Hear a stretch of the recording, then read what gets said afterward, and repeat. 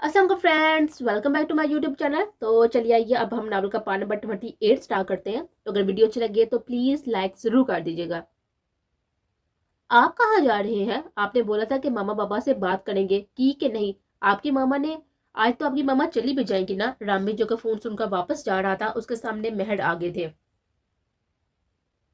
वक्त नहीं मिला मुझे बात करने का, रामेश अपने मोबाइल में मसरूफ सा बोला था। क्या मतलब है वक्त नहीं मिला? कल को कोई भी रिश्ता आ गया मेरे लिए तो आपके पास तो वक्त ही नहीं होगा और मैं शादी करके किसी और के घर पहुंच जाऊंगी। महर अपने दुनिया जो के मुंह में आता बोलती गई थी। क्या बकवास किया, मुंह तोड़ दूंगा मैं तुम्हारा। जुबान संभाल कर बात किया करो, जो भी मुंह में आता है बोलती जाती हो। रामेश उसकी बात पर गुस्से से उसकी तरफ देखता हुआ बोला था, तो सच ही बोला है ना? तलाक नहीं देनी तो बात करें जल्दी, वरना मैं खुद कर लेती हूँ आपके मामा बाबा से भी और अपने मामा बाबा से भी। महर गुस्से से उसकी तरफ देखता हुआ बोलकर वहां से जाने लगे थे। तुम बहुत बोलती हो और मुझे बोलने वाली लड़कियां बिल्कुल भी नहीं पसंद। रामेश बोलता हुआ उसके हाथ में पकड़ा मोबाइल छीन चुका था, जिस पर महर मुंह खोले उसको देखती देती, जिसका मोबाइल लेकर कुछ कह रहा था। ये लो और अंदर जाकर बहुत जल्द तुम्हें तुम्हारे घर वालों की रंदामंदी से अपना बना लूंगा, फिक्र मत करो। रामेश के गाल थपथपा कर बोला था, पक्का प्रॉमिस करे? मामा पापा से बात करेंगे, उनको पता नहीं चलेगा कि हमारा पहले निकाह हो चुका है। प्लीज मुझे शर्मिंदा नहीं होना मामा बाबा के सामने। आप जानते हैं ना मेरी कोई गलती नहीं थी, प्लीज प्रॉमिस करे। महर रुमानी सूरत बनाकर उसकी तरफ हाथ बढ़ाकर बोलती, ओके प्रॉमिस, तुम्हारी इज्जत पर आंच नहीं आने दूंगा, सब संभाल दूंगा मैं। और बहुत जल्द तुम मेरे पास होगी। रामेश उसके हाथ पर हाथ रखकर बोलते हुए उससे अपनी तरफ खींच चुका था। जाऊं मैं? रामेश के सामने कसमसाते हुए बोलती, आज भी बहुत ही हसीन लग रही हो। रामेश उसे अपने सामने करता हुआ उसके माथे पर अपनी लब रखता हुआ बोला था, और महर ने शर्म से नजरों को झुका लिया था और अपने लब काटने लगी थी। जाओ अब शाबाश, बस मेरा इंतजार करना। रामेश उसे एक दफा अपने साथ लगाकर छोड़ चुका था और महर उसे एक नजर देता हुआ भाग गए थे। अब रुखसती का वक्त हुआ था। अंजर सलार के साथ आदल हाउस और अदन राम के साथ ही राना हाउस, ईशा मान के साथ हान हाउस चले गए थे, जबकि अबीर और हरम अमल और अमान के साथ ही शाह हवेली के लिए चले गए थे।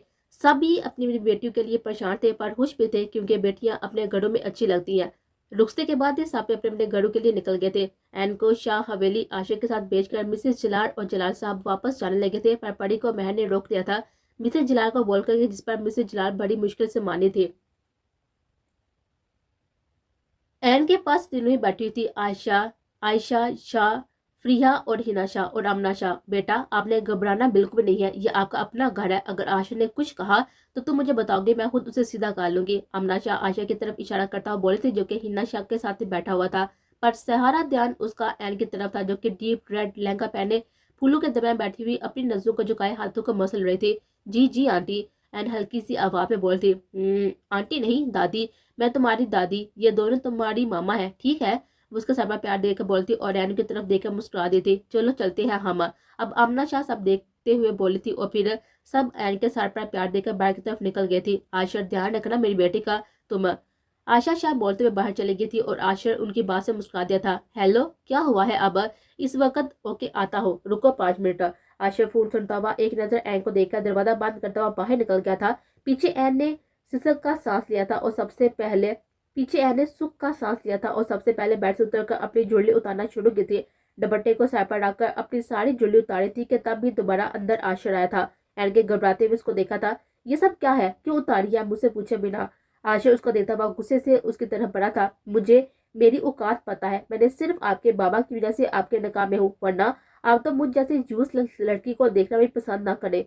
एन उसकी तरफ देता हुआ उसी के अल्फाज उसके मुंह पर मारे थे और फिर अपने काम में लग गए थे।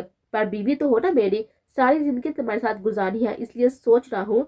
आशिर के सामने ड्रेसिंग पर बैठा बोलते हुए अपना जुमला अधूरा छोड़ गया था। आप मेरे करीब भी नहीं आएंगे, मुझ जैसी लड़की जिसको पता नहीं उन्होंने क्या कहा, कहाँ छुआ हो। एन तंजिया मुस्कुराहट लिए उसकी तरफ उछालता हुआ बोलती, बकवास बंद रखो अपनी, एक लफ्ज मुंह से मत निकालना, वरना मुझसे बुरा कोई नहीं होगा।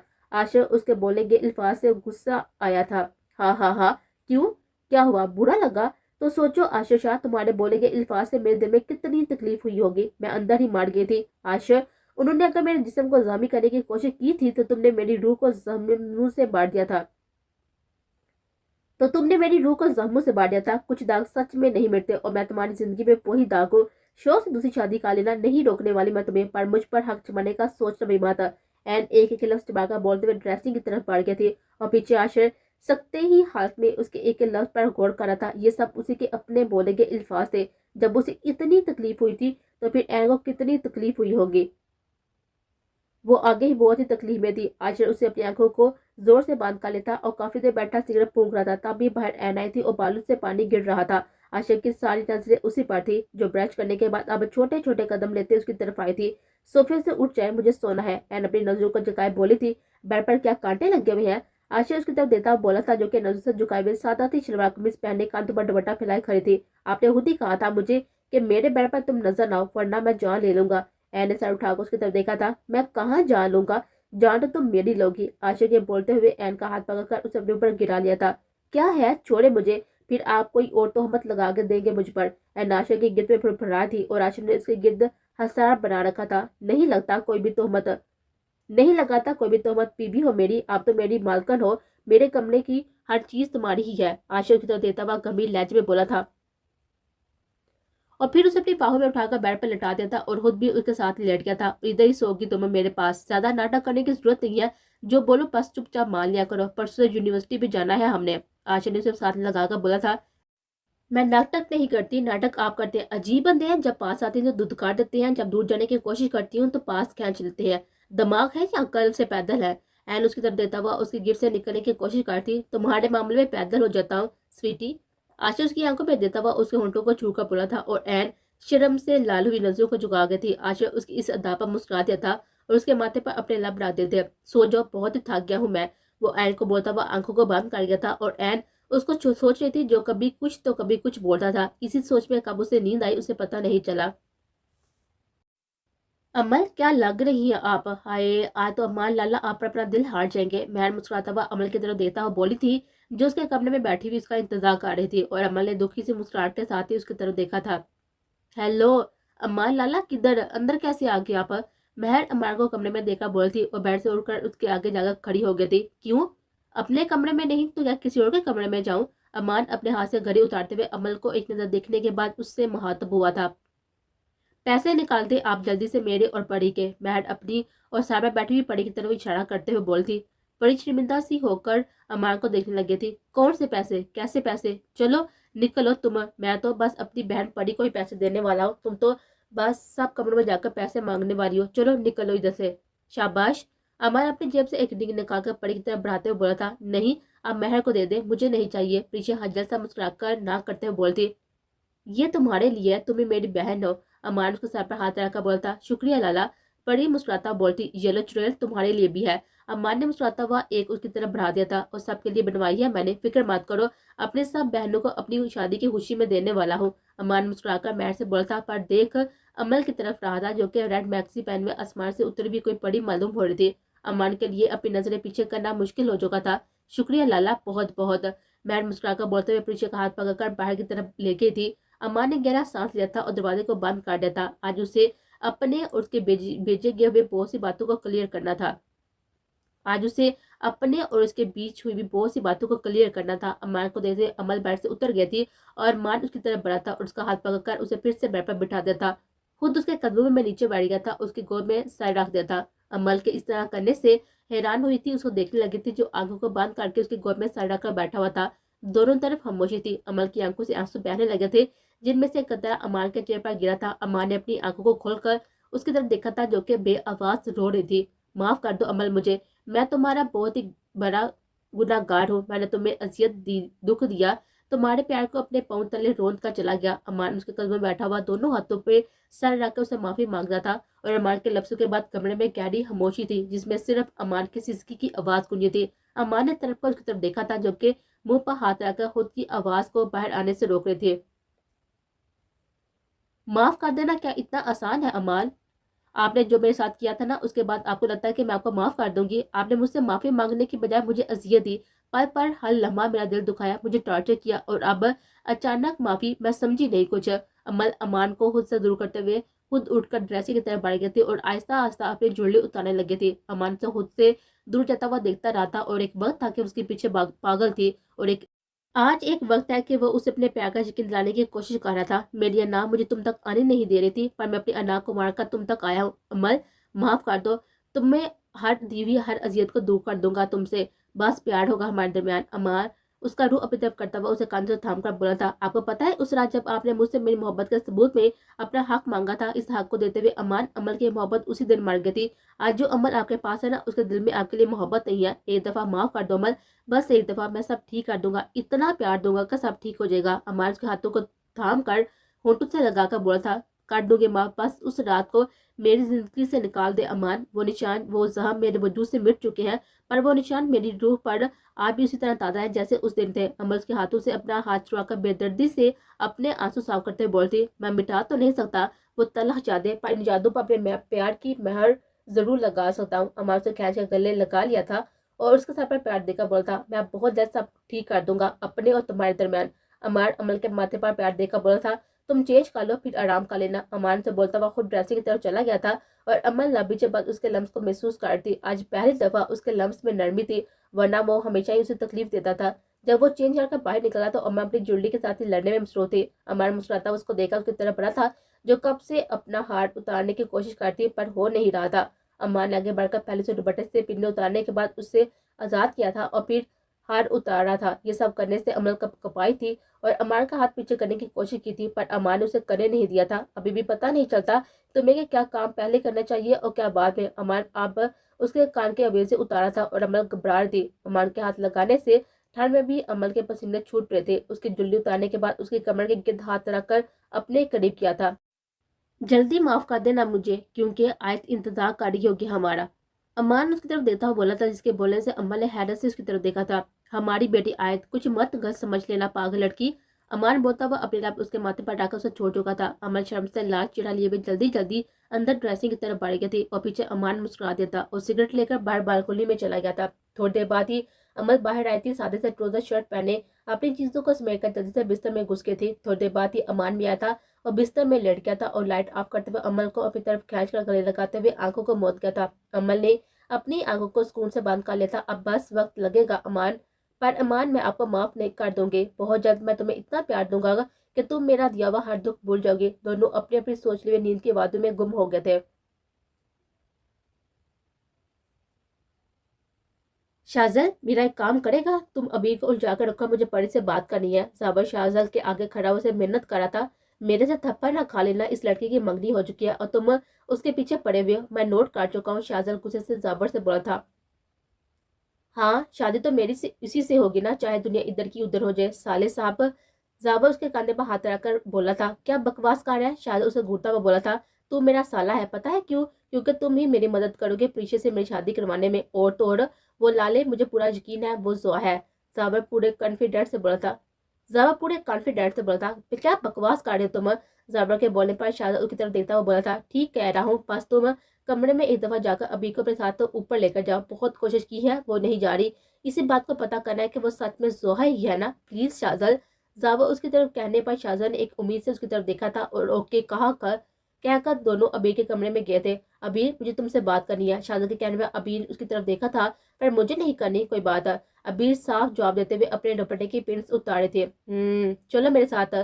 शाहजहां उसे घूरता हुआ बोला था, नो मेरा मूड नहीं है। अबीर कांधे उचकाकर बोलते, तुम्हारे मूड की तो उसे खैनता हुआ अपने साथ लेकर गया था और पीछे पीछे हैरान सी अबीर और शाहजहां को देखता ही रह गई थी। सांस तो उसकी तब अटकी थी जब जाबर कमरे में दाल होकर दरवाजा बंद करके उसकी तरफ बढ़ा था।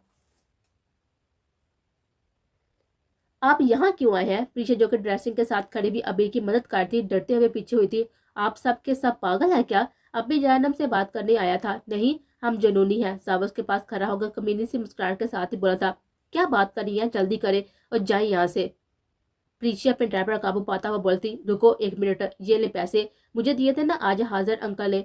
हाशिर लाला के दरवाजे पर खड़े होने के प्रीची अपने बैग से पैसे निकालकर जावर के आगे करता हुआ बोलती, मेरे बाबा से पैसे लेकर मुझे दे रही हो? जावर उसकी आंखों में देता हुआ बोला था, जहाँ पे खौफ के साथ खुशी थी और खौफ जावर से और खुशी इस बात की कि पैसे वापस कर रही थी, पर हैं तो मेरे ना। प्रीशा मुंह बनाकर बोलती, एक बात पर माफी मिलेगी। प्रीशा ने सवालिया अंदाज से उसकी तरफ देखा था, मुझे तुम्हारी आंखों का असली रंग देखना है।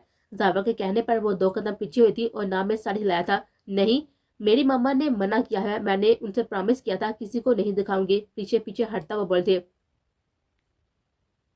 दिखाना तो पड़ेगा। सावर की तरफ कदम लेता हुआ बोलता है, सावर जाए यहाँ से, वरना हासन अंकल और प्रिया आंटी से आपकी शिकायत लगा दूंगी मैं। परी उसे खुद की तरफ बढ़ता हुआ देखकर चीखी थी, फर्क नहीं पड़ता। जाबिर ने उसे किराए से पकड़कर काबू किया था और उसके आंखों में देखने लगा था। जल्दी निकालो लेंसेज को। पीछे जाबिर के कहने पर उसने जोर से नाम में साड़ी लाया था। पीछे, मैं बुरा पेश नहीं आना चाहता, जल्दी करो। जाबिर उस पर घुराया था, पर पीछे फिर भी अपनी जिद की पक्की थी। ओके, मैं खुद खा लूंगा। जाबिर बोलता हुआ उसके बाल पर गिफ्ट की थी, जिससे पीछे की आंखों में दर्द से आंसू बाढ़ आए थे और जाबिर के खौफ से आंखों को बंद कर गए थे। आंखें खोलो पीछे, वरना बहुत ही बुरा होगा। जाबिर के कहने के बावजूद भी पीछे ने आंखें नहीं खोली थी और उसकी गिफ्ट पे बस फुड़फुड़ा कर रह गए थे। परी, मेरा इम्तिहान मत लो, मैं कुछ बुरा करूंगा तुम्हारे साथ। जाबिर ऊंची आवाज से घुराया था। पीछे, दरवाजा खोलो। पीछे, काफी बाहर से मैड की दरवाजा नॉक करने की आवाजें आने लगी थी और पीछे ने डर से जाबिर को देखा था। बहुत जल्द आऊंगा और इस दफा देखना कि बहुत ही बुरा हिसाब होगा तुम्हारा। जाबिर उसके बालों को जोर से झटकता हुआ छोड़कर खिड़की के जरिए बाहर निकल गया था, जबकि पीछे ने अपने लब के कब के रुके हुए आंसू को बाहर आने की इजाजत दी थी और जल्दी से दरवाजा खोलकर वॉशरूम में बंद हो गए थे। मामा, आपने सही कहा था, किसी को अपनी आंखें ना दिखाओ, वरना सब लोग मुझे तंग करेंगे। आज जाबिर को पता चल गया है तो वो मुझे तंग करने लगा है। पीछे अपने दिमाग के हिसाब से मतलब निकाल कर रोने बैठ गए थे। पीछे, क्या हुआ है? तुम ठीक हो ना? मैड की आवाज सुनकर पीछे ने जल्दी से मुंह धोकर अपने लेंस लगाए थे और फिर बाहर निकल आए थे। जी ठीक हो, बस वैसे ही आंखों में जलन हो रही थी। बड़ी बोलते हुए कपड़े चेंज करके सोने लगे थे और बहन भी इसकी बात से मुस्कुरा दी थी और फिर दोनों सोने के लिए लेट गए थे। शाहजल अबीर को खींच कर छत पर लेकर आया था। तुम मेरी बात की नफी क्यों करती हो? शाहजल अबीर के पास खड़ा उसकी तरफ देखता हुआ बोला था। आपने बोला कि मैं चुड़ैल हूँ, आपके पल्ले पड़ गई हूँ। बड़ी मामा ने आपको मेरे साथ फंसा दिया। अबीर मुंह बनाकर उसकी तरफ देखता हुआ बोली थी। वैसे मैंने ये सब कहा नहीं था, मेरे अल्फाज को छोड़ते, पर जो तुमने कहा है ना, बिल्कुल ठीक कहा है। वैसे सच में चुड़ैल ही पल्ले पड़ गई है मेरे। शाहजल अपने हाथों को बांधे अबीर को देखने में मसरूफ था, जो कि मुंह बनाकर खड़ी हो गई थी। अपने टूब से शाहजल के दिल को घायल कर रहे थे, पर इस दफा कुछ उल्ट हो गया है। इस दफा एक इंसान चुड़ैल पर आशिक हो गया है और जो चुड़ैल है ना, वो इंसान को घास नहीं डाल रही। शाहजहां उसकी तरफ देखता हुआ दिलचस्पी से बोला था। आपने मुझे चुड़ैल कहा? अभी हैरत से मुंह को खोलकर बोली थी। नहीं, मैंने तो खुद को तुम्हारा आशिक कहा है, स्वीट चुड़ैल। शाहजहां उसे आंख मारता हुआ बोला था। वैसे तुम जेलस हो रही थी ना कि मेरी दोस्त है जो कि मेरे दिल के करीब है यहाँ पर। शाहजहां अपने दिल पर हाथ रखकर उसे एक आंख मारता हुआ बोला था। जेलस होती है अबीर की जूती, वो भी आपकी इस दोस्त से जिसकी शक्ल होगी ना अकल। अबीर पाँव को जमीन पर मारता हुआ बोलती। सही, तुम्हें कोई फर्क नहीं पड़ता, मैं चाहे दूसरी शादी कर लूं। शाहजहां रेलिंग के पास खड़ा हो गया था और जाकर और सामने जलती हुई लाइटों को देखने लगा था, जो कभी जलती थी और कभी बंद होने पर चारों तरफ अंधेरा कर जाती थी, पर जब रोशन होती तो हर तरफ अपनी रोशनी बखेर देती। दूसरी शादी करके तो दिखाएं शाहजहां, मैं आपका गला दबा दूंगी।